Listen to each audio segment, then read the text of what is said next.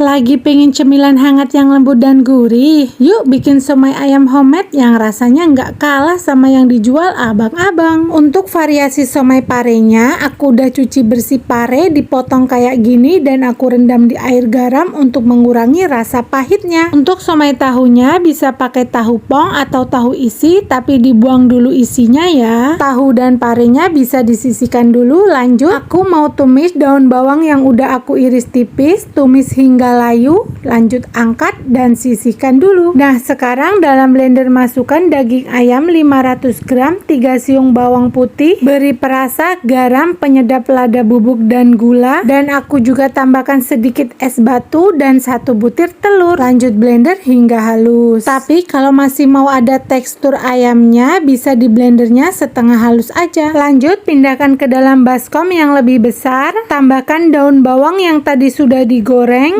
bumbui lagi dengan 1 sendok makan kecap manis dan 1 sendok makan kecap asin, dan tambahkan 1 buah labu siam yang sudah diparut dan diperas, dibuang airnya. Lanjut aduk semua bahan hingga tercampur rata. Jika sudah rata, tambahkan tepung tapioka sebanyak 200 gram dan 50 gram tepung terigu. Aduk kembali hingga tercampur rata dan tekstur adonannya seperti ini. Dan adonan siap untuk digunakan. Ambil 1 buah tahu yang tadi sudah kita siapkan, beri isian 1 sendok makan dan gunakan garpu untuk membuat motif abstrak. Dan untuk yang somai pare juga sama, ambil 1 sendok dan masukkan ke dalam parenya. Lanjut rapikan menggunakan garpu. Untuk cara jelasnya bisa diperhatikan di dalam video. Dan untuk yang polosan, ambil 1 sendok makan dan rapikan menggunakan garpu dan letakkan di atas kukusan yang udah diolesi dengan minyak dan sudah dipanaskan. Untuk kukusan pertama jangan sampai ditimpa-timpa ya, kukus dulu sampai matang, angkat dan kukus kembali sisanya. Nah, jika semua sudah dikukus, baru jadikan satu bersama dengan telur dan kentang. Kukus sambil terus dihangatkan. Nah, untuk sambal kacangnya, goreng kacang hingga matang, jangan sampai gosong, angkat dan tiriskan. Lanjut goreng bumbunya, bawang merah, bawang putih dan cabai. Jika sudah matang semua, masukkan ke dalam blender, tambahkan dengan 3 buah kentang yang sudah dikukus dan beri air. Lanjut blender hingga halus. Jika sudah halus, tuang bumbu kacang ke dalam wajan dan tambahkan dengan air yang banyak sekitar 600 ml. Aduk-aduk hingga tercampur rata dan masak hingga mendidih. Lanjut bumbui dengan garam, penyedap rasa, gula merah dan air asam jawa. Lanjut aduk hingga bumbu tercampur rata. Kalau udah mendidih dan sedikit menyusut, tambahkan kecap manis. Jangan lupa untuk tes rasa sesuai dengan selera. Lanjut masak hingga matang dan